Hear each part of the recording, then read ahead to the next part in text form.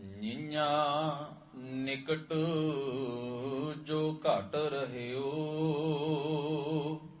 ਦੂਰ ਕਹਾਂ ਤਜ ਜਾਇ।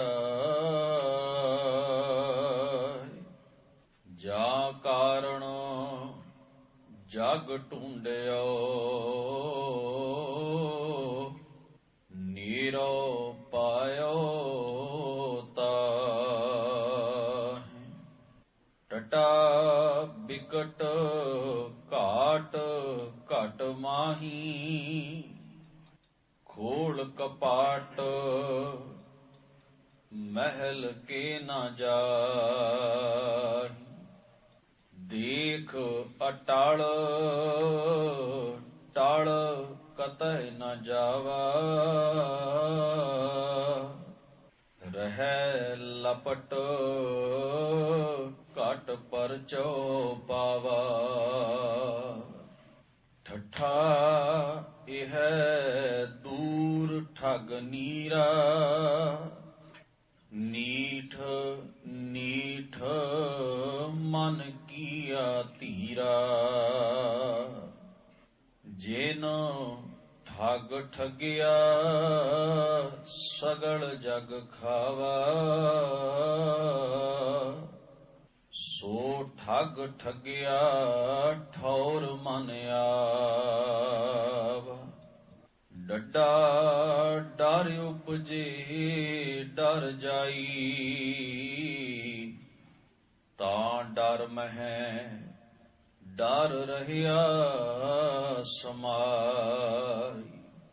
ਜੋ ਡਰ ਡਰੈ ਤਾਂ ਫਿਰ ਡਰ ਲਾਗੈ,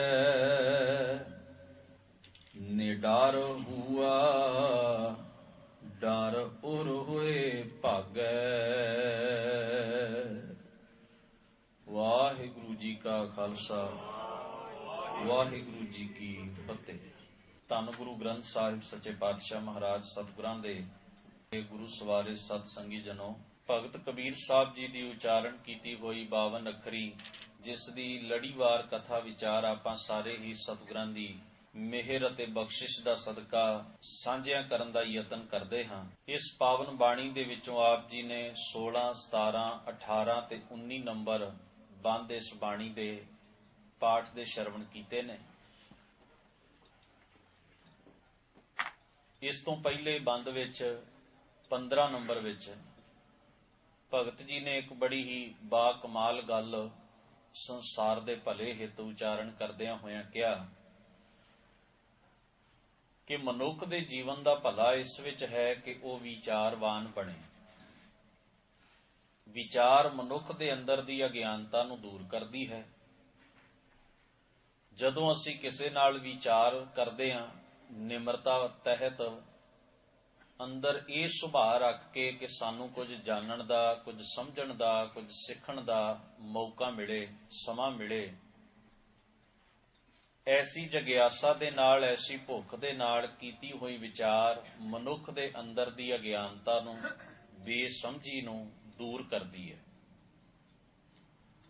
ਧੰਨ ਗੁਰੂ ਗ੍ਰੰਥ ਸਾਹਿਬ ਮਹਾਰਾਜ ਦੀ ਪਾਵਨ ਬਾਣੀ ਵਿੱਚ ਇਸੇ ਕਰਕੇ ਵਿਚਾਰ ਨੂੰ ਬਹੁਤ ਉੱਚਾ ਰੁਤਬਾ ਦਿੱਤਾ ਗਿਆ ਹੈ। ਸਤ ਸੰਗਤ ਰੂਪ ਵਿੱਚ ਵੀ ਜਦੋਂ ਅਸੀਂ ਜੁੜ ਬੈਠਦੇ ਹਾਂ ਤਾਂ ਇੱਥੇ ਵੀ ਸਾਡਾ ਮਕਸਦ ਗੁਰੂ ਦੇ ਉਪਦੇਸ਼ ਦੀ ਵਿਚਾਰ ਕਰਨਾ ਹੈ, ਤਾਂ ਕਿ ਅਸੀਂ ਸਤਿਗੁਰਾਂ ਦੇ ਦਰਸਾਏ ਹੋਏ ਮਾਰਗ ਨੂੰ ਜਾਣ ਕੇ, ਸਮਝ ਕੇ ਉਸ ਉੱਪਰ ਤੁਰਨ ਦਾ ਯਤਨ ਕਰ ਸਕੀਏ। ਗੁਰੂ ਮਹਾਰਾਜ ਨੇ ਪਾਵਨ ਬਾਣੀ ਵਿੱਚ ਜੋ ਕੁਝ ਸਾਨੂੰ ਮਤ ਬਖਸ਼ਿਸ਼ ਕੀਤੀ ਹੈ, ਅਸੀਂ ਉਸ ਨੂੰ ਸਮਝਣ ਦੀ ਕੋਸ਼ਿਸ਼ ਵਿੱਚ ਲੱਗਦੇ ਹਾਂ। ਇਸੇ ਕਰਕੇ ਹੀ ਸਿਆਣੇ ਪੁਰਖ ਇਹ ਗੱਲ ਸਾਨੂੰ ਬਾਰ-ਬਾਰ ਸਮਝਾਉਂਦੇ ਹਨ ਕਿ ਜਦੋਂ ਆਪਾਂ ਬਾਣੀ ਦਾ ਪਾਠ ਕਰਦੇ ਹਾਂ ਤਾਂ ਉਸ ਨੂੰ ਵਿਚਾਰਨ ਦੀ ਕੋਸ਼ਿਸ਼ ਕਰੀਏ, ਕਿਉਂਕਿ ਵਿਚਾਰ ਦੇ ਨਾਲ ਹੀ ਸਾਨੂੰ ਸਤਿਗੁਰਾਂ ਦਾ ਉਪਦੇਸ਼ ਜਿਹੜਾ ਹੈ ਉਹ ਸਮਝ ਵਿੱਚ ਆਏਗਾ। ਵਿਚਾਰ ਦੀ ਇੰਨੀ ਮਹਾਨ ਮਹੱਤਤਾ ਬਾਰ-ਬਾਰ ਗੁਰੂ ਗ੍ਰੰਥ ਸਾਹਿਬ ਜੀ ਦੀ ਪਾਵਨ ਬਾਣੀ ਵਿੱਚ ਦ੍ਰਿੜ ਕਰਵਾਈ ਗਈ ਹੈ। ਤੁਸੀਂ ਵਿਚਾਰ ਦੇਖੋ ਪੁੱਤ ਭਾਈ, ਹਰ ਸਤਿਗੁਰੂ ਪੈ ਨਾਵੈ। ਕਿਤੇ ਪਾਤਸ਼ਾਹ ਨੇ ਕਿਹਾ ਪੁੱਛੋ ਵਿਵੇਕੀਆਂ ਜਾਏ, ਕਿਤੇ ਸਤਿਗੁਰਾਂ ਨੇ ਆਖਿਆ ਸਭ ਸਹਿ ਉਪਰ ਗੁਰ ਸ਼ਬਦ ਵਿਚਾਰ। ਸਤਿਗੁਰੂ ਪਾਤਸ਼ਾਹ ਜੀ ਨੇ ਵਿਚਾਰ ਨੂੰ ਇੰਨਾ ਉੱਚਾ ਰੁਤਬਾ ਦਿੱਤਾ ਹੈ। ਹੁਣ ਦੂਜੇ ਪੱਖ ਦੀ ਗੱਲ ਕਰੀਏ। ਵਿਚਾਰ ਨੂੰ ਤੇ ਮਹੱਤਤਾ ਹੈ, ਵਿਵਾਦ ਨੂੰ ਕੋਈ ਮਹੱਤਤਾ ਨਹੀਂ ਹੈ।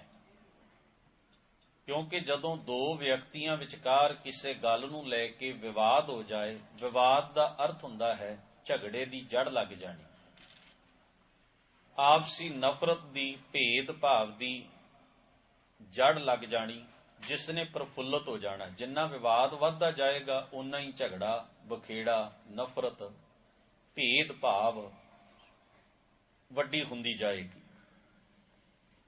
ਇਸ ਕਰਕੇ ਧੰਨ ਗੁਰੂ ਗ੍ਰੰਥ ਸਾਹਿਬ ਦੀ ਬਾਣੀ 'ਚ ਇਹ ਵੀ ਕਿਹਾ ਗਿਆ, ਬਾਦ ਵਿਵਾਦ ਕਾਹੂ ਸਿਉ ਨਾ ਕੀਜੈ। ਜੇ ਤੁਸੀਂ ਆਪਣੀ ਜੀਵਨ ਦਾ, ਦੂਸਰੇ ਦੇ ਜੀਵਨ ਦਾ ਭਲਾ ਚਾਹੁੰਦੇ ਹੋ, ਜੇ ਤੁਸੀਂ ਆਪਣੇ ਮਨ ਦਾ ਟਿਕਾ ਚਾਹੁੰਦੇ ਹੋ, ਜੇ ਤੁਸੀਂ ਆਪਣੀ ਸਮਝ ਨੂੰ, ਆਪਣੀ ਵਿਚਾਰ ਨੂੰ ਉੱਚਿਆਂ ਕਰਨਾ ਚਾਹੁੰਦੇ ਹੋ, ਜੇ ਤੁਸੀਂ ਇੱਛਾ ਰੱਖਦੇ ਹੋ ਕਿ ਅਸੀਂ ਆਪਣੀ ਜ਼ਿੰਦਗੀ ਦਾ ਸਮਾਂ ਅਜਾਈਂ ਨਾ ਗਵਾਈਏ, ਤੇ ਸਭ ਤੋਂ ਵੱਡਾ ਕਾਰਜ ਹੈ ਵਿਚਾਰਵਾਨ ਬਣੋ, ਵਿਵਾਦੀ ਨਾ ਬਣੋ। ਗੁਰੂ ਨਾਨਕ ਮਹਾਰਾਜ ਜੀ ਦੀ ਸਾਖੀ ਮੈਂ ਕੱਲ ਸ਼ਾਮ ਦੇ ਦੀਵਾਨ ਦੇ ਵਿੱਚ ਆਪ ਜੀ ਦੇ ਨਾਲ ਸਾਂਝੀ ਕੀਤੀ ਕਿ ਗੁਰੂ ਨਾਨਕ ਮਹਾਰਾਜ ਨੂੰ ਬ੍ਰਹਮਦਾਸ ਨੇ ਮਟਨ ਵਿਖੇ ਗੱਲ ਆਖੀ, ਸਤਿਗੁਰੂ ਜੀ ਮੈਂ ਤੁਹਾਡੇ ਨਾਲ ਸ਼ਾਸਤਰਾਰਥ ਭਾਵ ਧਰਮ ਗ੍ਰੰਥਾਂ ਦੇ ਆਧਾਰ ਉੱਤੇ ਚਰਚਾ ਕਰਨੀ ਚਾਹੁੰਦਾ ਹਾਂ। ਉਹਦੀ ਇਹ ਇੱਛਾ ਹੁੰਦੀ ਸੀ। ਵਿਦਵਾਨ ਬਹੁਤ ਵੱਡਾ ਸੀ, ਇਸ ਵਿੱਚ ਕੋਈ ਸ਼ੱਕ ਨਹੀਂ। ਧਰਮ ਗ੍ਰੰਥਾਂ ਦੀ ਫਿਲਾਸਫੀ ਨੂੰ, ਵਿਚਾਰ ਨੂੰ, ਅਰਥਾਵਲੀ ਨੂੰ ਬਹੁਤ ਜ਼ਿਆਦਾ ਜਾਣਦਾ ਸੀ। ਔਰ ਗੁਰੂ ਨਾਨਕ ਮਹਾਰਾਜ ਸੱਚੇ ਪਾਤਸ਼ਾਹ ਤੋਂ ਪਹਿਲਾਂ ਵੀ ਉਹ ਬੜਿਆਂ ਨਾਲ ਚਰਚਾ ਕਰ ਚੁੱਕਿਆ ਸੀ। ਔਰ ਉਸ ਦੀ ਵਿਦਵਤਾ ਦਾ ਵੱਡਾ ਪੈਮਾਨਾ ਇਹ ਹੁੰਦਾ ਸੀ, ਇਹ ਸ਼ਰਤ ਹੁੰਦੀ ਸੀ ਚਰਚਾ ਕਰਨ ਲੱਗਿਆਂ ਵੀ ਜੇ ਮੈਂ ਤੁਹਾਡੇ ਕੋਲੋਂ ਚਰਚਾ ਵਿੱਚ ਹਾਰ ਜਾਵਾਂ ਤੇ ਮੇਰੀਆਂ ਪੁਸਤਕਾਂ ਤੁਸੀਂ ਲੈ ਜਾਣੀਆਂ, ਜੇ ਤੁਸੀਂ ਹਾਰ ਜਾਓ ਤੇ ਆਪਣੀਆਂ ਪੁਸਤਕਾਂ ਕਿਤਾਬਾਂ ਮੈਨੂੰ ਦੇ ਜਾਣਾ। ਇਹ ਜਾਨੀ ਕਿ ਉਸ ਦੀ ਜੇਤ ਹਾਰ ਦੀ ਇੱਕ ਕੰਡੀਸ਼ਨ, ਇੱਕ ਸ਼ਰਤ ਹੋਇਆ ਕਰਦੀ ਸੀ। ਗੁਰੂ ਪਾਤਸ਼ਾਹ ਨੇ ਮੁਸਕਰਾਉਂਦਿਆਂ ਕਿਹਾ, ਪੰਡਿਤ ਜੀ ਮੇਰੇ ਕੋਲ ਤਾਂ ਕੋਈ ਕਿਤਾਬਾਂ ਨਹੀਂ ਜਿਹੜੀਆਂ ਮੈਂ ਤੁਹਾਨੂੰ ਦੇ ਜਾਵਾਂ, ਤੇ ਵੈਸੇ ਵੀ ਆਪਾਂ ਇਸ ਚਰਚਾ ਚੋਂ ਕੱਢਣਾ ਕੀ ਹੈ, ਇਹਦੇ ਵਿੱਚੋਂ ਆਪਾਂ ਪ੍ਰਾਪਤੀ ਕੀ ਕਰਨੀ ਚਾਹੁੰਦੇ ਹਾਂ। ਖੈਰ ਕੁਝ ਗੱਲਾਂ ਹੋਈਆਂ।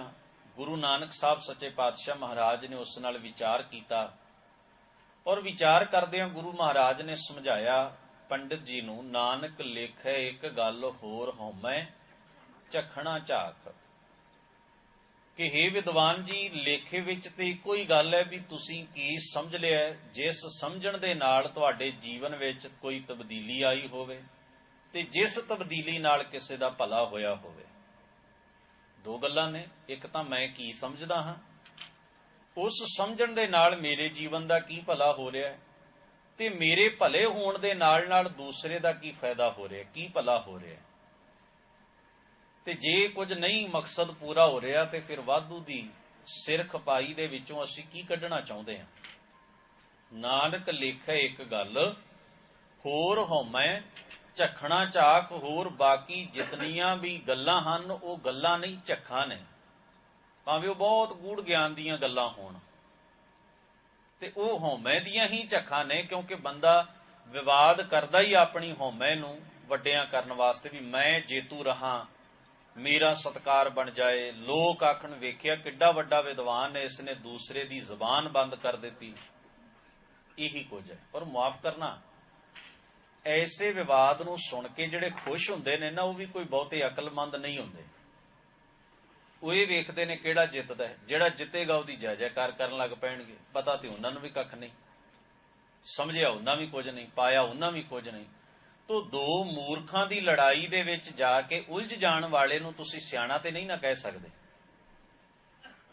ਦੋ ਮੂਰਖ ਉਲਝ ਰਹੇ ਨੇ, ਉਹਨਾਂ ਦੋ ਮੂਰਖਾਂ ਦੇ ਵਿੱਚ ਉਲਝ ਜਾਣ ਵਾਲਾ ਜਿਹੜਾ ਉਹਨਾਂ ਦੀ ਜੇਤ ਹਾਰ ਦੇ ਉੱਤੇ ਖੁਸ਼ੀ ਕਰੇਗਾ, ਜਿੰਦਾਬਾਦ ਮੁਰਦਾਬਾਦ ਕਰੇਗਾ, ਮੁਆਫ ਕਰਨਾ ਉਹ ਵੀ ਕੋਈ ਅਕਲਮੰਦ ਤੇ ਦਾਨਾ ਨਹੀਂ ਮੰਨਿਆ ਜਾਏਗਾ। ਉਹਨੂੰ ਵੀ ਉਹਨਾਂ ਦੀ ਸ਼੍ਰੇਣੀ ਵਿੱਚ ਹੀ ਮੰਨੋ, ਉਹਨੂੰ ਵੀ ਉਹਨਾਂ ਦੀ ਗਿਣਤੀ ਵਿੱਚ ਹੀ ਰੱਖੋ ਵੀ ਇਹ ਇੱਕ ਵੱਖਰੀ ਕਿਸਮ ਦਾ ਮੂਰਖ ਹੈ, ਜਿਹੜਾ ਦੋ ਮੂਰਖਾਂ ਦੇ ਝਗੜੇ ਵਿੱਚੋਂ ਸਵਾਦ ਲੈ ਰਿਹਾ, ਰਸ ਲੈ ਰਿਹਾ। ਜਿਹੜਾ ਜਿੱਤੇਗਾ और वैसे भी इस संसार की एक प्रसिद्ध सोच है कि दो बंदे जदों विवाद विच उलझे होण, दोवां दे मगर उन्हां दे अपने ग्रुप हुंदे ने, धड़े हुंदे ने, तो दोवें ही एक दूजे नूं लानतां देणगे, नीवां विखाउणगे और दोवें ही यह दावा करनगे भी असीं जित गए, दूजा आखेगा असीं जित गए। हौमे है ना, हंकार है, क्योंकि गल शुरू ही जित हार तो होई है, निबड़े भी जित हार दे उत्ते ही जाके। तो दोवें धड़े अपनी हौमे लई ही सारा कारज कर रहे हैं। गुरमत ने की आख्या, आओ इस जीवन नूं सुथरा ते सुचज्जा बनाइए। पर किवें बनाइए? इस नूं अपने आपसी विचार विमर्श करके, एक दूसरे दे नाल विचारां दी सांझ पा के कुछ सिखिए, कुछ ग्रहण करिए। जिथे जाए बहिए भला कहिए, झोड़ अमृत पीजै, गुणा का होवै वासुला, कढ वास लईजै। तो ये जीवन है। वो ब्रह्मदास धन गुरु नानक पातशाह का सिख बनिया, उन्हें कश्मीर के इलाके च बहुत प्रचार किया। इसे ब्रह्मदास के खानदान दे विचों ही पंडित किरपा राम उर्फ किरपा सिंह, जिसने धन गुरु गोबिंद सिंह साहब महाराज की सेवा करदे चमकौर की गढ़ी दे विच शहीदी प्राप्त की। इसे पंडित किरपा राम का जिक्र असीं 9वें पातशाह के जीवन विच पढ़ते हैं। जदों कश्मीरी पंडित फरियादी होके आए सन तां इह विचोला सालसी बन के उन्हां नूं गुरु दरबार दे विच लैके आया सी। हुण इह वडियाई है भी महाराज ने जो जीवन जुगत बख्शिश की।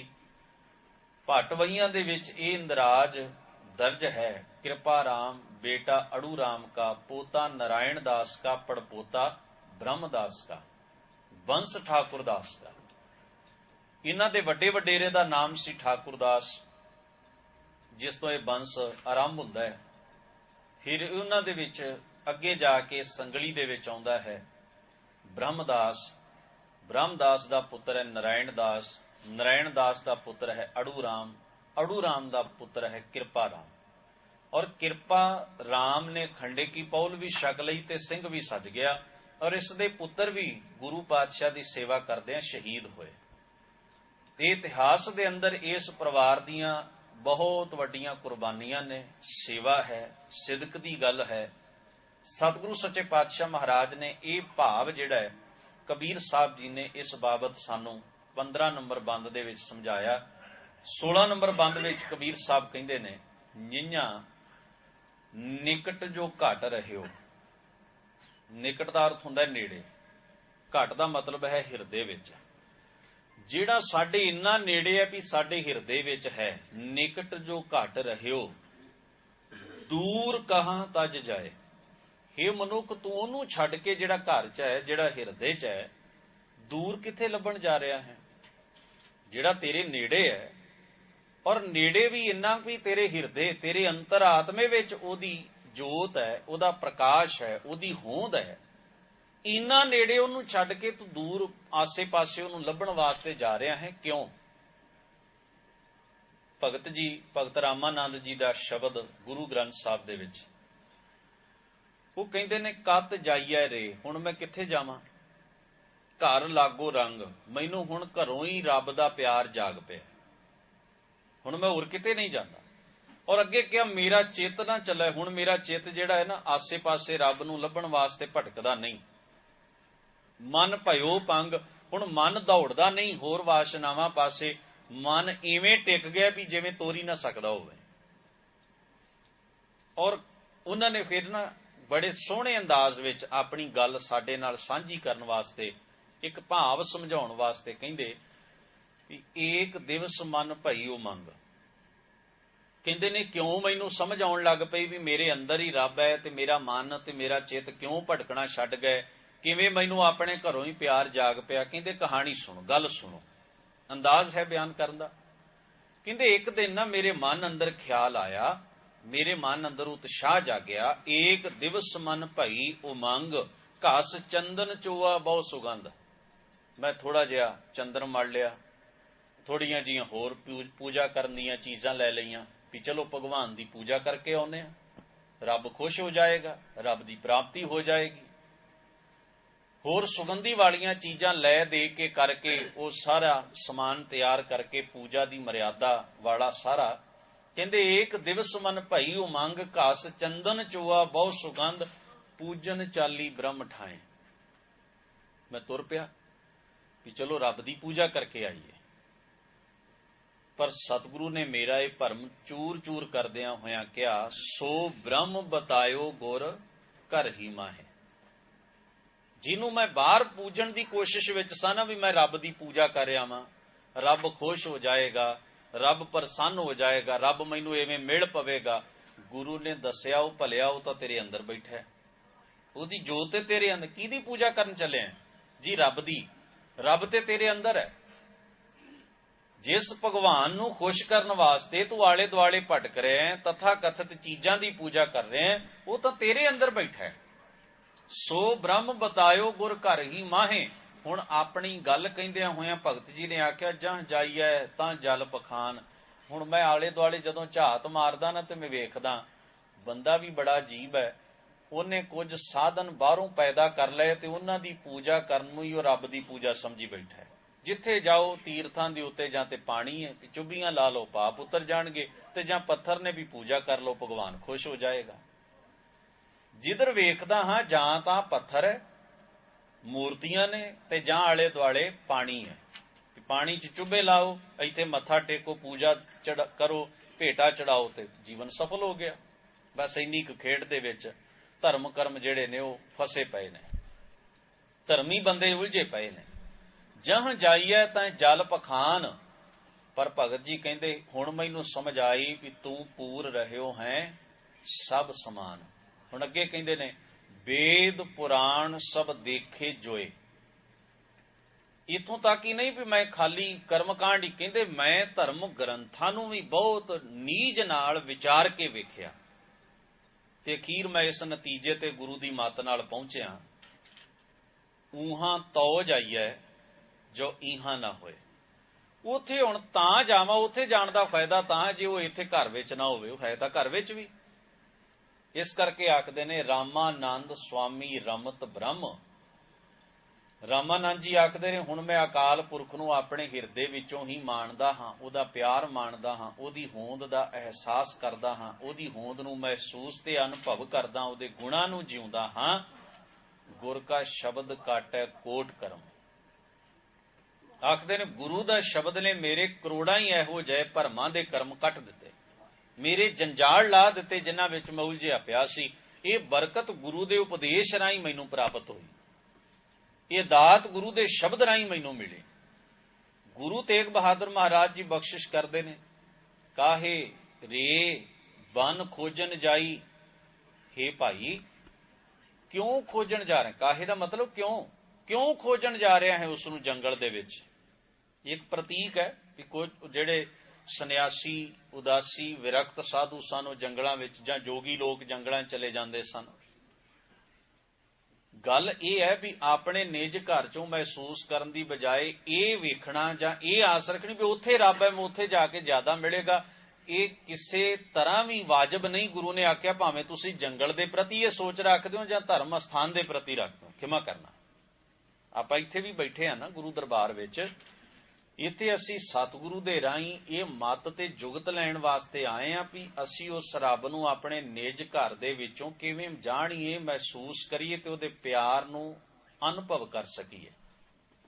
जे इत्थे भी असीं इस सोच नाल बईए ना भी रब इत्थे रहिंदा है ते असीं तां भी गुरमत दे सिद्धांत नूं मन नहीं रहे, खिमा करना। जे असीं शब्द वरत लवांगे ये रब दा घर है, माफ करना जदों ये बिल्डिंग नहीं सी बनी उदों किते रब विचारा बेघरा सी।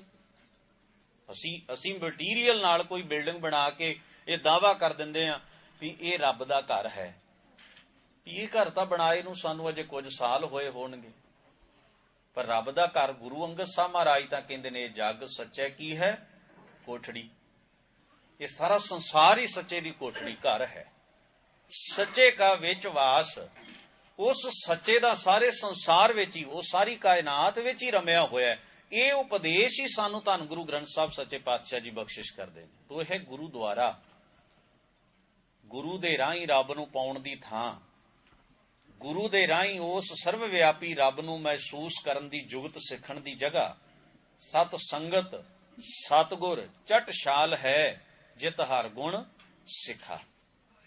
ਗਰੀਬ ਨਵਾਜ਼ ਸਤਿਗੁਰੂ ਮਹਾਰਾਜ ਕਹਿੰਦੇ ਨੇ, ਤੂੰ ਦੂਰ ਕਿਉਂ ਜਾ ਰਿਹਾ ਲੱਭਣ ਵਾਸਤੇ, ਕਾਹੇ ਰੇ ਬਨ ਖੋਜਨ ਜਾਈ ਸਰਬ ਨਿਵਾਸੀ। ਉਹ ਤਾਂ ਸਾਰਿਆਂ ਚ ਵਸਦਾ ਹੈ, ਸਦਾ ਅਲੇਪਾ ਪਰ ਨਿਰਲੇਪ ਰਹਿੰਦਾ। ਤੇ ਅੱਗੇ ਅਗਲੀ ਗੱਲ ਕਹੀ, ਤੋਹੀ ਸੰਗ, ਉਹ ਤੇਰੇ ਨਾਲ ਵੀ ਵਸਿਆ ਹੋਇਆ। ਪੋਹਪ ਮਦ ਜਿਉ ਬਾਸ ਬਸਤ ਹੈ, ਮੁਕਰ ਮਾਹੇ ਜੈਸੇ ਸ਼ਾਈ, ਤੈਸੇ ਹੀ ਹਰ ਬਸੈ ਨਿਰੰਤਰ, ਘਟ ਹੀ ਖੋਜੋ ਭਾਈ। ਬਾਹਰ ਭੀਤਰ ਏਕੋ ਜਾਨੋ, ਇਹ ਗੁਰ ਗਿਆਨ ਬਤਾਈ ਜਨ ਨਾਨਕ, ਬਿਨ ਆਪਾ ਚੀਨੈ ਮਿਟੈ ਨਾ ਭਰਮ ਕੀ ਕਰ। ਇਹ ਭਰਮ ਉਹਨਾਂ ਚਿਰ ਦੂਰ ਨਹੀਂ ਹੋਣਗੇ ਜਿੰਨਾ ਚਿਰ ਹੈ ਮਨੁੱਖ ਗੁਰੂ ਦੇ ਸ਼ਬਦ ਰਾਹੀਂ ਆਪੇ ਨੂੰ ਨਿਰਖਦਾ ਪਰਖਦਾ ਜਾਣਦਾ ਨਹੀਂ, ਆਪਣੇ ਸਵੈ ਸਰੂਪ ਦੀ ਸੋਝੀ ਪ੍ਰਾਪਤ ਨਹੀਂ ਕਰ ਲੈਂਦਾ। ਤਾਈਓ ਤੇ ਕਿਹਾ, ਮਨ ਤੂੰ ਜੋਤ ਸਰੂਪ ਹੈ, ਆਪਣਾ ਮੂੜ ਪਛਾਣ, ਮਨ ਹਰ ਜੀ ਤੇਰੇ ਨਾਲ ਹੈ। ਪਰ ਨਾਲ ਤੇ ਹੈ, ਉਹਦੇ ਪਿਆਰ ਨੂੰ ਕਿਵੇਂ ਮਾਣਾ? ਕਹਿੰਦੇ ਗੁਰਮਤੀ ਰੰਗ ਮਾਣ। ਗੁਰੂ ਦੇ ਮਤ, ਗੁਰੂ ਦੇ ਉਪਦੇਸ਼ ਰਾਹੀਂ ਉਸ ਰੱਬ ਦੇ ਪਿਆਰ ਨੂੰ ਮਾਨਣ ਦੀ ਜੁਗਤ ਸਿੱਖ, ਤਰੀਕਾ ਸਿੱਖ। ਤੂੰ ਗਰੀਬ ਨਵਾਜ਼ ਸਤਿਗੁਰੂ ਜੀ ਬਖਸ਼ਿਸ਼ ਕਰਦੇ ਨੇ, ਜਾਂ ਕਾਰਨ ਜਗ ਢੂੰਡਿਓ, ਜਿਸ ਕਾਰਨ ਸਾਰਾ ਸੰਸਾਰ ਖੋਜਣ ਦੀ ਕੋਸ਼ਿਸ਼ ਕੀਤੀ ਨਾ ਮੈਂ, ਜਿੱਥੋਂ ਤੱਕ ਵੀ ਮੇਰੀ ਪਹੁੰਚ ਹੋ ਸਕੀ ਮੈਂ ਜਾਂਦਾ ਰਿਹਾ, ਭਟਕਦਾ ਰਿਹਾ, ਤੁਰਦਾ ਫਿਰਦਾ ਰਿਹਾ।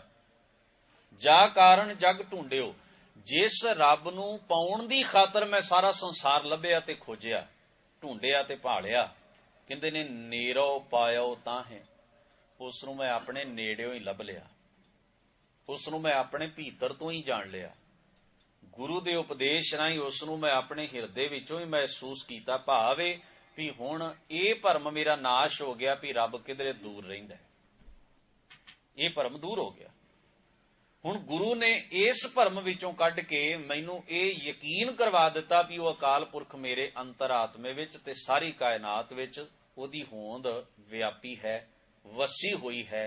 ਇਸ ਵਾਸਤੇ ਜਦੋਂ ਇਹ ਗੁਰੂ ਦੇ ਬਚਨ ਉੱਤੇ ਭਰੋਸਾ ਕਰ ਲਿਆ, ਹੁਣ ਇਸ ਤੋਂ ਅਗਲਾ ਕੰਮ ਹੈ ਵੀ ਗੁਰੂ ਦੀ ਜੁਗਤ ਨਾਲ, ਗੁਰੂ ਦੇ ਉਪਦੇਸ਼ ਨਾਲ ਮੈਂ ਉਸ ਨੂੰ ਜਾਣਾ, ਉਸ ਨੂੰ ਸਮਝਾਂ ਤੇ ਉਸ ਨੂੰ ਜੀਵਾਂ। ਸਤਿਗੁਰੂ ਪਾਤਸ਼ਾਹ ਇਸ ਤੋਂ ਅਗਲੇ ਬੰਦ ਵਿੱਚ ਬਖਸ਼ਿਸ਼ ਕਰਦੇ ਨੇ, ਕਹਿੰਦੇ ਨੇ ਹੈ ਬਿਕਟ। ਟੈਂਕਾ ਸ਼ਬਦ ਦੀ ਵਰਤੋਂ ਕਰਦੇ ਆ, ਕਹਿੰਦੇ ਨੇ ਹੈ ਬਿਕਟ। ਬਿਕਟ ਦਾ ਅਰਥ ਹੁੰਦਾ ਔਖਾ, ਵਿਖੜਾ, ਕਠਨ।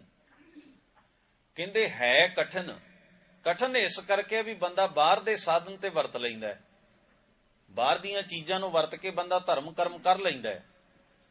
ਪਰ ਸਭ ਤੋਂ ਬਿਖਮ ਪਤਾ ਕੀ ਹੈ? ਬਿਕਟ ਔਖਾ ਇਸ ਕਰਕੇ ਘਾਟ ਘਟ ਮਾਹੀ। ਉਹਦਾ ਰਸਤਾ ਅੰਦਰੋਂ ਹੀ ਨਿਕਲਦਾ ਹੈ, ਰੱਬ ਨੂੰ ਪਾਉਣ ਦਾ ਜਿਹੜਾ ਰਾਹ ਹੈ ਨਾ, ਪਤਨ, ਜਿਹਨੂੰ ਕੱਲ ਆਪਾਂ ਪੜ੍ਹਿਆ ਸੀ ਬਾਣੀ ਦੇ ਵਿੱਚ, ਕਿ ਦਰਿਆ ਦੇ ਉੱਤੇ ਜਿੱਥੋਂ ਪਤਨ ਪੈਂਦਾ, ਭਾਵ ਜਿੱਥੇ ਜਾ ਕੇ ਬੇੜੀਆਂ ਲੱਗਦੀਆਂ ਨੇ ਤੇ ਜਿੱਥੋਂ ਬੇੜੀਆਂ ਤੁਰਦੀਆਂ ਨੇ, ਉਹਨੂੰ ਆਪਾਂ ਪਤਨ ਕਹਿੰਦੇ ਹਾਂ, ਜਿੱਥੋਂ ਦਰਿਆ ਨੂੰ ਪਾਰ ਕਰਨ ਦਾ ਇੱਕ ਜਗ੍ਹਾ ਬਣੀ ਹੋਈ। ਭਾਵ ਘਾਟ, ਰਸਤਾ। ਸਤਿਗੁਰੂ ਕਹਿੰਦੇ ਨੇ ਉਹ ਰਸਤਾ ਜਿਹੜਾ ਹੈ ਨਾ, ਉਹ ਸਾਡੇ ਹਿਰਦੇ ਵਿੱਚ ਹੀ ਹੈ, ਉਹਦੇ ਮਿਲਾਪ ਦਾ। ਇਸ ਕਰਕੇ ਵਿਖੜਾ ਇਸ ਕਰਕੇ ਵੀ ਬੰਦੇ ਦਾ ਬਹੁਤਾ ਧਿਆਨ ਮਨੁੱਖ ਦਾ ਬਾਹਰ ਮੁਖੀ ਹੈ। ਉਹ ਬਾਹਰ ਦੇ ਧਰਮ ਕਰਮ ਕਰ ਲਏਗਾ, ਔਖਾ ਹੋਵੇ ਸੌਖਾ ਹੋਵੇ ਨਿਭਾ ਲੈਂਦਾ ਹੈ, ਬਾਹਰ ਦੇ ਸਾਧਨ ਸਾਰੇ ਮੁਕੰਮਲ ਕਰ ਲੈਂਦਾ ਹੈ, ਬਾਹਰ ਦੇ ਧਰਮ ਕਰਮ ਰਸਮਾਂ ਰੀਤਾਂ ਸਾਰੇ ਕਰ ਲੈਣੇ ਮਨੁੱਖ, ਭਾਵੇਂ ਔਖਾ ਹੋ ਕੇ ਕਰੇ ਸੌਖਾ ਕਰੇ, ਕਰ ਲੈਂਦਾ ਹੈ। ਹੁਣ ਬਿਖਮ ਇਸ ਕਰਕੇ ਹੈ ਵੀ ਜੇ ਮਨੁੱਖ ਨੂੰ ਕਿਹਾ ਜਾਏ ਵੀ ਆਹ ਰਸਮ ਤੂੰ ਇਸ ਤਰ੍ਹਾਂ ਕਰਨੀ, ਉਹ ਔਖਾ ਹੋ ਕੇ ਵੀ ਕਰ ਲਏਗਾ। ਤੇ ਜੇ ਮਨੁੱਖ ਨੂੰ ਆਖਿਆ ਜਾਏ ਵੀ ਤੂੰ ਆਪਣੀ ਈਰਖਾ ਛੱਡਣੀ ਹੈ, ਹੁਣ ਇਹ ਸਾਰੀ ਮਿਹਨਤ ਆਪਣੇ ਆਪ ਉੱਤੇ ਕਰਨੀ ਪੈਣੀ ਹੈ। ਰੱਬ ਦੇ ਤੇ ਧਰਮ ਦੇ ਨਾਂ ਤੇ ਬਾਹਰ ਮਿਹਨਤ ਬੰਦਾ ਕਰ ਲੈਂਦਾ ਹੈ, ਕਿਉਂਕਿ ਨਾਲ ਹੋਰ ਲੋਕ ਵੀ ਜੁੜੇ ਹੁੰਦੇ ਨੇ, ਕੋਈ ਸ਼ਾਬਾਸ਼ ਦੇਣ ਵਾਲੇ ਨੇ, ਕੋਈ ਕੁਝ ਕਰਨ ਵਾਲੇ ਨੇ। ਬੰਦਾ ਕਈ ਵਾਰ ਮਨ ਮਾਰ ਕੇ ਹਟ ਜਿਹਾ ਕਰਕੇ ਲੱਗਾ ਵੀ ਰਹਿੰਦਾ ਹੈ। ਪਰ ਜੇ ਮਨੁੱਖ ਨੂੰ ਕਿਹਾ ਜਾਏ ਵੀ ਤੂੰ ਆਪਣੇ ਅੰਦਰੋਂ ਮੇਰ ਤੇਰ ਛੱਡਣੀ ਹੈ, ਰੱਬ ਮਿਲ ਜਾਏਗਾ। ਸਾਰੀ ਮਿਹਨਤ ਆਪਣੇ ਆਪ ਉੱਤੇ ਕਰਨੀ ਪੈਣੀ ਹੈ। ਔਰ ਇਸ ਮਿਹਨਤ ਦੇ ਨਾਲ ਹੋਣਾ ਕੀ ਹੈ ਕਿ ਜੋ ਕੁਝ ਮੈਂ ਹੁਣ ਤੱਕ ਹਾਂ, ਮੈਨੂੰ ਬਹੁਤ ਕੁਝ ਆਪਣਾ ਆਪ ਬਦਲਣਾ ਪੈਣਾ, ਤਬਦੀਲ ਕਰਨਾ ਪੈਣਾ। ਫਰਕ ਇਹ ਹੈ ਕਿ ਸਾਰਾ ਕੁਝ ਮੈਨੂੰ ਹੁਣ ਆਪਣਾ ਆਪ ਬਦਲਣਾ ਪੈਣਾ ਹੈ, ਆਪਣੇ ਆਪ ਉੱਤੇ ਸਾਰੀਆਂ ਗੱਲਾਂ ਲਾਗੂ ਕਰਨੀਆਂ ਪੈਣੀਆਂ ਨੇ। ਇੱਥੇ ਆ ਕੇ ਫਿਰ ਬੜੀ ਵੱਡੀ ਕਠਨ ਘਾਲਣੀ ਪੈਂਦੀ ਹੈ। ਔਖਾ ਹੈ। ਤਾਂ ਹੀ ਤਾਂ ਗੁਰੂ ਸਾਹਿਬ ਨੇ ਕਿਹਾ ਮਨ ਕੀ ਮਤ ਤਿਆਗੋ ਹਰ ਜਨ। ਅੱਗੇ ਸ਼ਬਦ ਕਿਹਾ, ਕਹਿੰਦੇ ਇਹਾ ਬਾਤ ਕਠੈਨੀ। ਹੈ ਬੜਾ ਔਖਾ, ਪਰ ਇਹਨੂੰ ਛੱਡੇ ਬਿਨਾਂ ਗੱਲ ਬਣਨੀ ਨਹੀਂ। ਮੈਂ ਪਹਿਲਾਂ ਵੀ ਅਰਜ਼ ਕੀਤੀ ਸੀ ਵੀ ਜਿਹੜੀ ਚੀਜ਼ ਮੰਨ ਲਓ ਮੇਰੀ 30 ਸਾਲ ਉਮਰ ਹੈ, 35 ਸਾਲ ਉਮਰ ਹੈ, 40 ਸਾਲ, 50 ਸਾਲ, ਜਿੱਥੇ ਜਿੱਥੇ ਵੀ ਅਸੀਂ ਏਜ ਦੇ ਉਮਰ ਦੇ ਜਿਸ ਪੜਾਅ ਤੱਕ ਪਹੁੰਚੇ ਹੋਏ ਆ, ਸਮਝ ਲਓ ਵੀ ਜਿਹੜਾ ਔਗਣ ਸਾਡੇ ਪੱਲੇ ਹੈ ਨਾ, ਉਹ ਅਸੀਂ ਇੰਨੇ ਸਾਲ ਕਮਾ ਕੇ ਰੱਖਿਆ। ਉਹ ਸਾਡੀ ਕਮਾਈ ਹੈ ਇੰਨੇ ਸਾਲਾਂ ਦੀ। ਤੇ ਹੁਣ ਮੈਂ ਕਮਾ ਕੇ ਲਿਆਵਾਂ ਤੇ ਮੈਨੂੰ ਕੋਈ ਅਗਲਾ ਆਖੇ ਵੀ ਆ ਤਾਂ ਪੈਸਾ ਹੀ ਤੇਰਾ ਖੋਟਾ ਹੈ, ਤੇ ਮੈਂ ਤੇ ਆਰਗੂਮੈਂਟ ਕਰਾਂਗਾ ਨਾ ਵੀ ਤੂੰ ਵੱਡਾ ਸਿਆਣਾ, ਇਹ ਤਾਂ ਸਹੀ ਪੈਸਾ ਹੈ, ਖਰਾ ਪੈਸਾ ਹੈ। ਕੋਈ ਮੇਰੀ ਦੌਲਤ ਵਿੱਚ ਹੀ ਖੋਟ ਕੱਢ ਦੇ ਵੀ ਆ ਜਿਹੜੇ ਤੂੰ ਪੈਸੇ ਜੇਬ ਚ ਪਾਏ ਨੇ ਤੇ ਨਕਲੀ ਨੇ, ਤੇ ਕਿੱਡਾ ਵੱਡਾ ਧੱਕਾ ਲੱਗੇਗਾ, ਕਿੱਡਾ ਵੱਡਾ ਮਨੁੱਖ ਦੇ ਮਨ ਨੂੰ ਝਟਕਾ ਲੱਗੇਗਾ। ਔਰ ਅਸੀਂ ਪਹਿਲੋਂ ਤਾਂ ਮੰਨਾਂਗੇ ਹੀ ਨਹੀਂ ਵੀ ਇਹ ਹੋ ਹੀ ਨਹੀਂ ਸਕਦੀ ਗੱਲ, ਏਡੀ ਛੇਤੀ ਮੰਨਣ ਵਾਲੇ ਤਾਂ ਨਹੀਂ ਆ ਅਸੀਂ। ਪਰ ਜਦੋਂ ਚੱਲਿਆ ਨਾ ਅੱਗੇ ਜਾ ਕੇ, ਕਿਸੇ ਦੁਕਾਨਦਾਰ ਨੇ, ਕਿਸੇ ਸਟੋਰ ਵਾਲੇ ਨੇ ਉਹਨੂੰ ਲਿਆ ਹੀ ਨਾ, ਕਿਸੇ ਬੈਂਕ ਨੇ ਲਿਆ ਹੀ ਨਾ ਵੀ ਇਹ ਤਾਂ ਨਕਲੀ ਨੇ, ਉਦੋਂ ਅਸੀਂ ਆਖਾਂਗੇ ਵੀ ਗਲਤੀ ਹੋ ਗਈ, ਧੋਖਾ ਹੋ ਗਿਆ। ਕਾਸ਼ ਅਸੀਂ ਜਦੋਂ ਇਹ ਪੈਸੇ ਸਾਨੂੰ ਜਿਹਨੇ ਦਿੱਤੇ ਸਨ ਉਦੋਂ ਥੋੜਾ ਬਹੁਤ ਧਿਆਨ ਕਰ ਲੈਂਦੇ। ਇਸ ਤਰ੍ਹਾਂ ਹੀ ਹੁੰਦਾ ਨਾ ਕਈ ਵਾਰ ਸੰਸਾਰ ਵਿੱਚ, ਕਰਮਾਂ ਨਾਲ ਵੀ ਇਸ ਤਰ੍ਹਾਂ ਹੁੰਦਾ। ਜਿਹੜੇ ਸੁਭਾਅ, ਜਿਹੜੇ ਸੰਸਕਾਰ ਤੇ ਜਿਹੜੇ ਕਰਮ ਅਸੀਂ ਕਮਾ ਲਏ ਹਨ, ਸਾਡੇ ਭਾਅ ਉਹ ਖਰੇ ਹੀ ਨਹੀਂ। ਭਾਵੇਂ ਮੈਂ ਈਰਖਾ ਕਰਦਾ ਆਪਣੇ ਵੱਲੋਂ ਮੈਂ ਸਹੀ ਕਰ ਰਿਹਾ, ਭਾਵੇਂ ਮੈਂ ਨਫ਼ਰਤ ਮੇਰ ਤੇਰ ਕਰ ਰਿਹਾ ਆਪਣੇ ਵੱਲੋਂ ਮੈਂ ਇਹ ਸਾਰਾ ਕੁਝ ਖਰਾ ਹੀ ਕਰ ਰਿਹਾ, ਪਰ ਜਦੋਂ ਗੁਰੂ ਦੇ ਸਾਹਮਣੇ ਲਿਆ ਕੇ ਮੈਂ ਆਖਿਆ ਨਾ ਮਹਾਰਾਜ ਵੇਖੋ ਮੇਰੀ ਕਮਾਈ, ਤੇ ਜਿਹੜਾ ਖਰਾ ਹੋਇਆ ਗੁਰੂ ਨੇ ਕਹਿਣਾ ਆ ਠੀਕ ਹੈ, ਆ ਤਾਂ ਸਾਰਾ ਨਕਲੀ ਹੈ। ਮਨ ਨਹੀਂ ਮੰਨੇਗਾ ਏਡੀ ਛੇਤੀ। 40 ਸਾਲ ਹੋ ਗਏ, 60 ਸਾਲ ਹੋ ਗਏ, ਇਤਨਾ ਕਿਤਨਾ ਨਕਲੀ ਹੈ। ਫਿਰ ਜਿਸ ਵੇਲੇ ਉਹ ਚੱਲਿਆ ਨਾ, ਉਹਦੇ ਚੋਂ ਦੁੱਖ ਨਿਕਲੇ, ਪਰੇਸ਼ਾਨੀਆਂ ਨਿਕਲੀਆਂ ਉਹਨਾਂ ਔਗਣਾ ਕਰਕੇ, ਵਿਕਾਰਾਂ ਕਰਕੇ। ਫਿਰ ਕਈ ਵਾਰ ਤੇ ਅਸੀਂ ਫਿਰ ਵੀ ਜਿੱਦੀ ਜੇ ਬਣ ਕੇ ਨਿਭਾ ਹੀ ਜਾਂਦੇ ਵੀ ਛੱਡੋ ਪਰੇ, ਕੀ ਪਤਾ ਕਿੰਨਾ ਕੁ ਚਿਰ ਜੀਣਾ, ਹੁਣ ਈਰਖਾ ਛੱਡ ਕੇ ਕੀ ਕਰਨੀ ਹੈ, ਕੀ ਪਤਾ ਕਿੰਨਾ ਕੁ ਚਿਰ ਧਰਤੀ ਤੇ ਰਹਿਣਾ, ਹੁਣ ਹੰਕਾਰ ਛੱਡ ਕੇ ਕੀ ਕਰਨਾ। ਫਿਰ ਐਵੇਂ ਨਾ ਜਿੱਦ ਜੀ ਕਰਕੇ ਅਸੀਂ ਤੁਰੇ ਜਾਂਦੇ ਆ ਵੀ ਵੇਖੀ ਜਾਓ, ਇਹ ਤਾਂ ਹੁਣ ਨਾਲ ਹੀ ਜਾਣਗੀਆਂ ਚੀਜ਼ਾਂ। ਪਰ ਜੇਕਰ ਸਾਨੂੰ ਸਮਝ ਆ ਜਾਏ ਵੀ ਜਿੰਨਾ ਕੁ ਬਾਕੀ ਹੈ ਜੀਵਨ, ਕਿਉਂ ਉਹਨਾਂ ਨੂੰ ਖੁਸ਼ੀ ਨਾਲ ਜੀਵੀਏ, ਸਫਲਾ ਕਰੀਏ, ਤੇ ਉਹਨੂੰ ਸਫਲਾ ਕਰਨਾ ਹੈ, ਤੇ ਫਿਰ ਬੰਦਾ ਕਹਿੰਦਾ ਵੀ ਹੁਣ ਪਤਾ ਜੇ ਲੱਗ ਹੀ ਗਿਆ ਤੇ ਇਹਨੂੰ ਖੋਟੇ ਨੂੰ ਸੁੱਟ ਹੀ ਦਿਓ। ਇਹ ਫਰਕ ਹੈ। ਇਸ ਵਾਸਤੇ ਗੁਰੂ ਪਾਤਸ਼ਾਹ ਜੀ ਬਾਣੀ ਵਿੱਚ ਆਖਦੇ ਨੇ, ਪਹਿਲਾਂ ਵਸਤ ਸਿਆਣ ਕੈ ਤਾਂ ਕੀਚੈ ਵਪਾਰ। ਅਸੀਂ ਕੋਈ ਚੀਜ਼ ਖਰੀਦਦੇ ਹਾਂ ਤੇ ਪਹਿਲਾਂ ਉਹਦੀ ਪਰਖ ਪਛਾਣ ਵੀ ਕਰਦੇ ਹਾਂ। ਵੇਖੋ ਮੈਨੂੰ ਕੱਖ ਵੀ ਨਾ ਪਤਾ ਹੋਵੇ, ਫਿਰ ਵੀ ਇੱਕ ਸ਼ਬਦ ਤਾਂ ਮੇਰੀ ਜ਼ੁਬਾਨ ਤੇ ਹੁੰਦਾ ਜੀ, ਇਹਦੀ ਵਾਰੰਟੀ ਕਿੰਨੀ ਹੈ। ਕੋਈ ਚੀਜ਼ ਵੀ ਮੈਂ ਲਵਾਂ ਤਾਂ ਮੈਂ ਦੁਕਾਨਦਾਰ ਨੂੰ, ਸਟੋਰ ਵਾਲੇ ਨੂੰ ਕਹਿਣਾ ਵੀ ਇਹਦੀ ਗਾਰੰਟੀ ਕਿੰਨੀ ਹੈ ਜੀ, ਉਹ ਮੈਨੂੰ ਗਾਰੰਟੀ ਕਾਰਡ ਭਰ ਕੇ ਦੇ ਦੇਗਾ। ਇੰਨਾ ਤਾਂ ਮੈਨੂੰ ਪਤਾ ਹੈ ਵੀ ਜੇ ਜਾਂਦੇ ਹੀ ਖਰਾਬ ਹੋ ਗਈ ਤਾਂ ਮੇਰੇ ਪੈਸੇ ਐਵੇਂ ਚਲੇ ਜਾਣਗੇ, ਇਸ ਕਰਕੇ ਮੈਂ ਕਿਉਂ ਨਾ ਵਾਰੰਟੀ ਕਾਰਡ ਇਹਦੇ ਕੋਲੋਂ ਭਰਾ ਹੀ ਲਵਾਂ। ਇੰਨੀ ਸਿਆਣਪ ਮੇਰੇ 'ਚ ਹੈ ਵੀ ਜੇ ਮੈਂ 4 ਪੈਸੇ ਖਰਚਣੇ ਤੇ ਮੈਨੂੰ ਚੀਜ਼ ਚੰਗੀ ਮਿਲੇ ਉਹਦੇ ਮੁਤਾਬਕ। ਇਸੇ ਤਰ੍ਹਾਂ ਮਹਾਰਾਜ ਕਹਿੰਦੇ ਨੇ, ਬੰਦਿਆ ਤੂੰ ਮਿਹਨਤ ਕਰ ਰਿਹਾ, ਆਪਣੇ ਕੀਮਤੀ ਸਵਾਸ ਖਰਚ ਕਰ ਰਿਹਾ, ਆਪਣੇ ਜੀਵਨ ਦਾ ਸਮਾਂ ਲਾ ਰਿਹਾ ਹੈ, ਪਰ ਇੰਨਾ ਧਿਆਨ ਰੱਖੀ, ਗੁਰੂ ਕਹਿੰਦਾ ਵੀ ਜਿਹੜਾ ਕਰਮ ਤੂੰ ਕਰ ਰਿਹਾ ਨਾ, ਕਿਤੇ ਉਹ ਖੋਟਾ ਨਾ ਕਮਾ ਲਈ। ਇੰਨੀ ਕੀਮਤੀ ਚੀਜ਼ ਖਰਚ ਕਰਕੇ ਤੇ ਜੇ ਤੂੰ ਖੋਟ ਹੀ ਪੱਲੇ ਬੰਨ ਲਿਆ ਤੇ ਫਿਰ ਤਾਂ ਕੋਈ ਫਾਇਦੇ ਵਾਲੀ ਗੱਲ ਨਾ ਹੋਈ। ਇਸ ਕਰਕੇ ਸਿਆਣ ਕਰ, ਪਰਖ ਕਰ।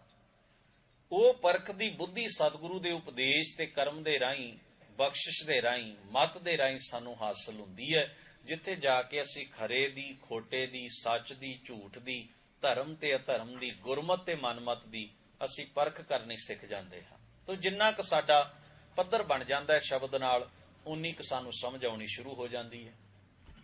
ਤੋ ਗੁਰੂ ਮਹਾਰਾਜ ਜੀ ਬਖਸ਼ਿਸ਼ ਕਰਦਿਆਂ ਹੋਇਆਂ ਕਹਿੰਦੇ ਨੇ, ਹੈ ਤੇ ਹੇ ਭਾਈ ਔਖਾ, ਪਰ ਰਸਤਾ ਅੰਦਰੋਂ ਹੀ ਨਿਕਲਣਾ, ਬਾਹਰ ਨਹੀਂ ਹੈ।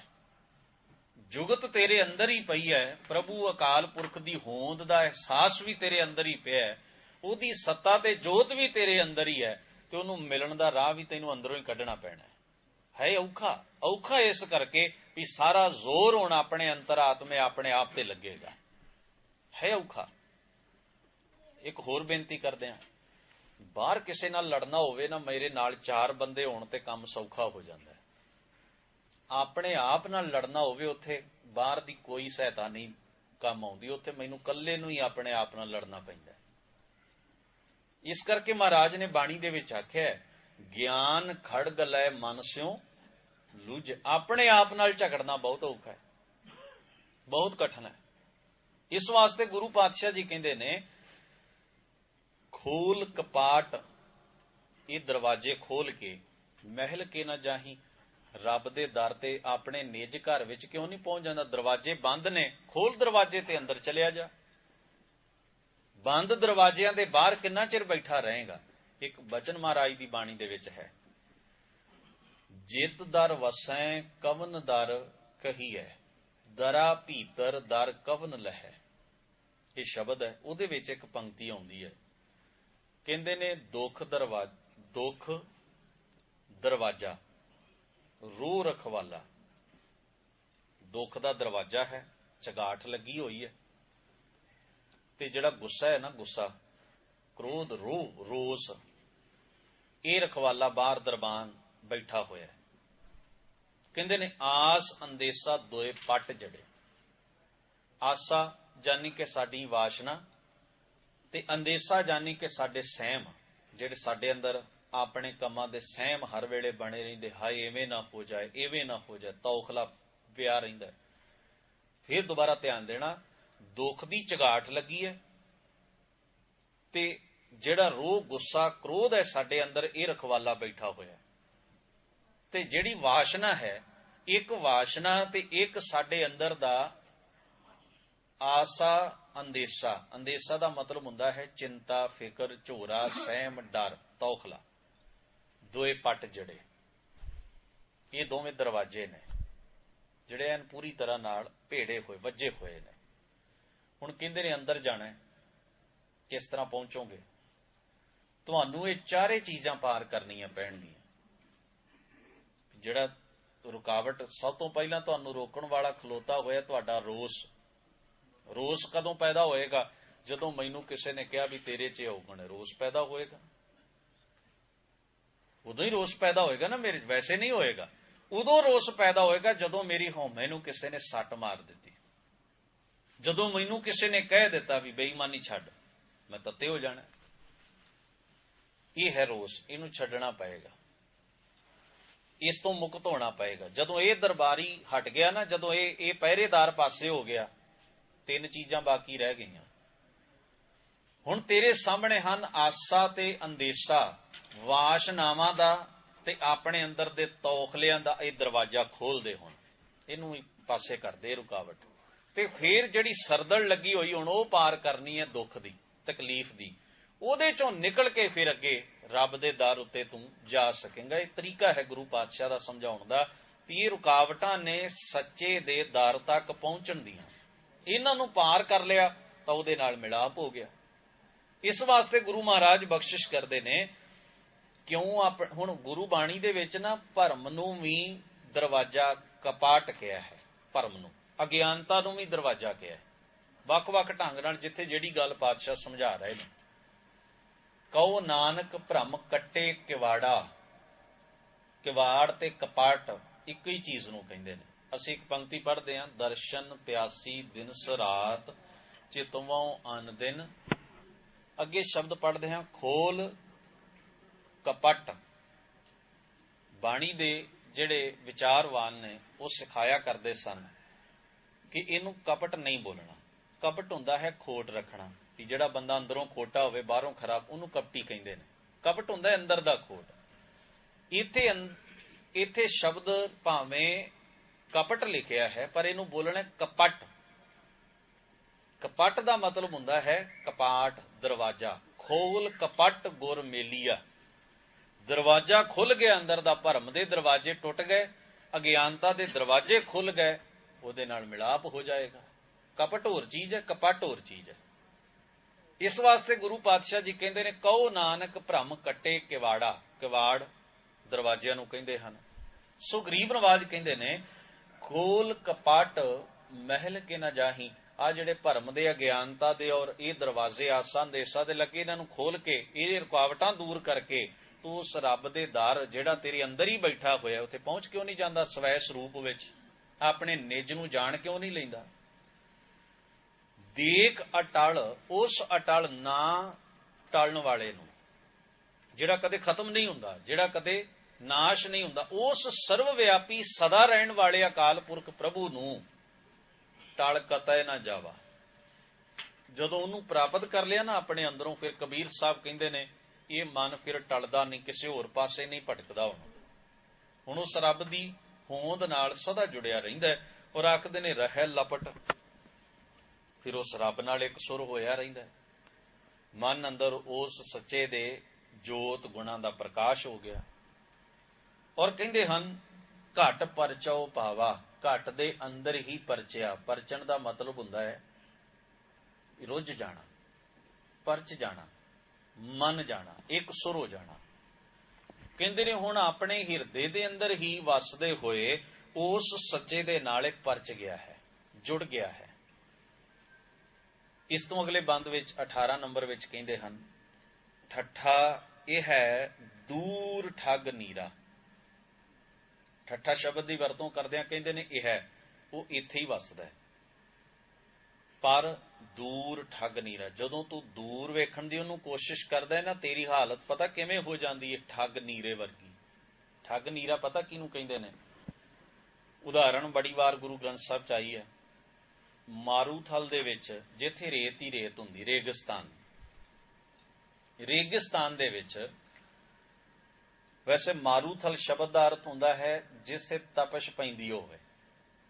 ਤੇ ਜਿੱਥੇ ਤਪਸ਼ ਪੈਂਦੀ ਹੋਵੇ ਨਾ, ਮਾਰੂ ਦਾ ਅਰਥ ਗਰਮੀ ਵੀ ਹੁੰਦਾ, ਥਲ ਦਾ ਅਰਥ ਜ਼ਮੀਨ, ਗਰਮਾਇਸ਼ ਵਾਲੀ ਜ਼ਮੀਨ।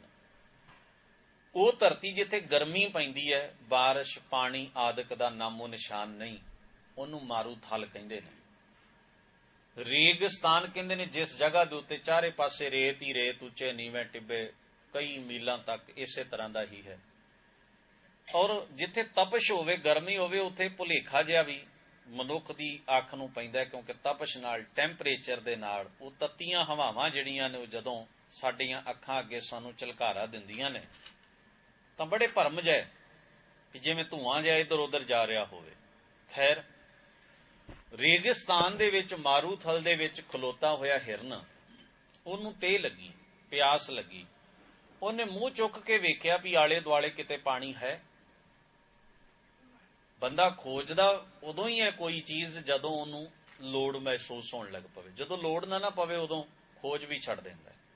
ਗੌਰ ਕਰਨਾ, ਜਦੋਂ ਬਾਣੀ ਨੇ ਇੱਕ ਗੱਲ ਕਹੀ ਹੈ, ਸਾਚੇ ਨਾਮ ਕੀ ਲਾਗੈ ਭੂਖ ਉਤ ਭੂਖੈ ਖਾਏ ਚੱਲੀਏ।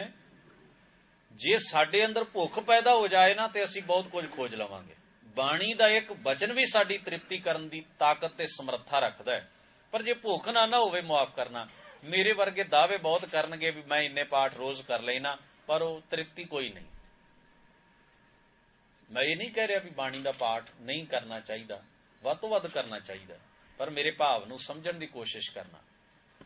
ਜੇ ਜਿਗਿਆਸਾ ਨਹੀਂ ਨਾ ਅੰਦਰ ਕੁਝ ਪਾਉਣ ਦੀ, ਜੇ ਕੁਝ ਗ੍ਰਹਿਣ ਕਰਨ ਦੀ ਅੰਦਰ ਭੁੱਖ ਨਹੀਂ ਹੈ, ਤਾਂ ਮੇਰੇ ਪੜ੍ਹੇ ਹੋਏ ਪਾਠ ਵੀ ਬਹੁਤੀ ਵਾਰ ਹਉਮੈ ਦਾ ਕਾਰਨ ਬਣ ਜਾਣਗੇ। ਲੋਕਾਂ ਨੂੰ ਵਿਖਾਉਣ ਤੋਂ, ਦੱਸਣ ਤੋਂ ਬਿਨਾਂ ਮੇਰੇ ਕੋਲ ਉਹਨਾਂ ਦਾ ਕੋਈ ਲਾਭ ਨਹੀਂ। ਤੇ ਜੇ ਮੇਰੇ ਅੰਦਰ ਭੁੱਖ ਹੈ ਨਾ, ਭੁੱਖ ਤਾਂਘ ਹੈ, ਤਾਂ ਫਿਰ ਬਾਣੀ ਦਾ ਹਰ ਬਚਨ ਮੈਨੂੰ ਸਵਾਦਲਾ ਤੇ ਮਿੱਠਾ ਲੱਗੇਗਾ। ਬਾਣੀ ਪੜ੍ਹਦੇ ਆ, ਸ਼ਬਦ ਪੜ੍ਹਦੇ, ਕਈ ਵਾਰ ਨੀਂਦ ਆਉਣ ਲੱਗ ਪੈਂਦੀ। ਕਿਉਂ ਆਉਂਦੀ ਹੈ? ਇੰਟਰਸਟ ਨਹੀਂ, ਮਨ ਨੂੰ ਚਾਹੀਦੀ ਨਹੀਂ ਉਹ ਗੱਲ ਜਿਹੜੀ ਅਸੀਂ ਜ਼ੁਬਾਨ ਤੋਂ ਪੜ੍ਹਦੇ ਹਾਂ। ਮਨ ਕਹਿੰਦਾ ਛੱਡੋ ਪਰੇ, ਮੈਂ ਤਾਂ ਨਹੀਂ ਪੜ੍ਹਦਾ, ਮੈਨੂੰ ਤਾਂ ਕੋਈ ਸਵਾਦ ਨਹੀਂ ਆਉਂਦਾ, ਇਸ ਕਰਕੇ ਮਨ ਨੇ ਆਖਿਆ ਵੀ ਸੌਣਾ ਹੀ ਚੰਗਾ ਹੈ। ਕਈ ਵਾਰ ਤੁਸੀਂ ਦੇਖਣਾ, ਅਸੀਂ ਜਦੋਂ ਸਾਨੂੰ ਲੋੜ ਹੋਵੇ, ਅਸੀਂ ਕਿਸੇ ਦੀ ਗੱਲ ਬੜੇ ਧਿਆਨ ਨਾਲ, ਇੱਕ ਉਦਾਹਰਣ ਦਿੰਦਾ ਹਾਂ, ਅਸੀਂ ਰੋਗੀ ਹੋਈਏ, ਬਿਮਾਰ ਹੋਈਏ ਤੇ ਡਾਕਟਰ ਕੋਲੋਂ ਅਪਾਇੰਟਮੈਂਟ ਸਮਾਂ ਲੈ ਕੇ ਅਸੀਂ ਉਹਦੇ ਸਾਹਮਣੇ ਜਾ ਕੇ ਬਹਿ ਜਾਂਦੇ, ਉਹਦੀ ਇੱਕ ਇੱਕ ਗੱਲ ਅਸੀਂ ਧਿਆਨ ਨਾਲ ਸੁਣਦੇ ਹਾਂ ਤੇ ਕਈ ਵਾਰ ਉਹਨੂੰ ਬਾਰ-ਬਾਰ ਪੁੱਛਦੇ ਹਾਂ ਇੱਕੋ ਹੀ ਗੱਲ ਵੀ ਕਿਤੇ ਭੁਲੇਖਾ ਨਾ ਰਹਿ ਜਾਏ। ਅਸੀਂ ਹੁਣ ਤੰਦਰੁਸਤਾਂ ਤੇ ਸਾਨੂੰ ਕੋਈ ਆ ਕੇ ਵੀ ਫਲਾਨੀ ਜਗ੍ਹਾ ਤੇ ਨਾ ਬੜੇ ਸਿਆਣੇ ਡਾਕਟਰਾਂ ਨੇ ਲੈਕਚਰ ਦੇਣਾ, ਤੁਸੀਂ ਆ ਕੇ ਸੁਣਿਓ। ਬਹੁਤੇ ਬੰਦੇ ਜਾਣਗੇ ਹੀ ਨਹੀਂ, ਡਾਕਟਰ ਉਹੀ ਹੈ, ਜਾਣਗੇ ਹੀ ਨਹੀਂ। ਛੱਡੋ ਪਰਾਂ, ਕੌਣ ਟਾਈਮ ਖਰਾਬ ਕਰੇ। ਜਿਹੜੇ ਜਾਣਗੇ ਵੀ ਨਾ ਮੁਆਫ ਕਰਨਾ, ਉਹਨਾਂ ਵਿੱਚੋਂ ਵੀ ਬਹੁਤੇ ਉਹ ਹੋਣਗੇ ਜਿਹੜੇ ਵਿਚਾਰੇ ਨੱਕ ਨਮੂਜ ਦੇ ਬੱਧੇ ਚਲੇ ਗਏ ਨੇ, ਉਹਨਾਂ ਨੂੰ ਕੋਈ ਮਤਲਬ ਨਹੀਂ ਵੀ ਡਾਕਟਰ ਕੀ ਕਹਿੰਦਾ, ਕਾਦੇ ਬਾਰੇ ਦੱਸ ਰਿਹਾ, ਕਿਹੜੀ ਬਿਮਾਰੀ ਬਾਰੇ, ਕਿਹੜੇ ਇਲਾਜ ਬਾਰੇ ਦੱਸ ਰਿਹਾ। ਉਹ ਬੈਠੇ ਬਸ ਟਾਈਮ ਪਾਸ ਕਰਦੇ ਰਹਿਣਗੇ। ਕੋਈ 1-2% ਹੋਣਗੇ ਉਹਨਾਂ ਵਿੱਚੋਂ ਜਿਨ੍ਹਾਂ ਨੇ ਧਿਆਨ ਨਾਲ, ਜਿਗਿਆਸਾ ਨਾਲ ਉਹਦੀ ਗੱਲ ਨੂੰ ਸੁਣਿਆ। ਕਿਉਂ ਭਲਾ? ਕਿਉਂਕਿ ਹੁਣ ਲੋੜ ਨਹੀਂ। ਜਦੋਂ ਉਹੀ ਬੰਦੇ ਬਿਮਾਰ ਹੋਣਗੇ, ਬੜੇ ਧਿਆਨ ਨਾਲ ਕੱਲੀ ਕੱਲੀ ਗੱਲ ਸੁਣਨਗੇ, ਕਿਉਂਕਿ ਹੁਣ ਲੋੜ ਹੈ, ਜਿਗਿਆਸਾ ਹੈ, ਚਿੰਤਾ ਹੈ ਇਸ ਗੱਲ ਦੀ ਵੀ ਜੇ ਇਹਦੀ ਗੱਲ ਧਿਆਨ ਨਾਲ ਨਾ ਸੁਣੀ ਤੇ ਨੁਕਸਾਨ ਹੋ ਸਕਦਾ ਹੈ। ਤਾਂ ਫਾਇਦਾ ਇਸੇ 'ਚ ਹੀ, ਇਹਦੀ ਗੱਲ ਸੁਣੋ ਤੇ ਉਹਨੂੰ ਮੰਨੋ।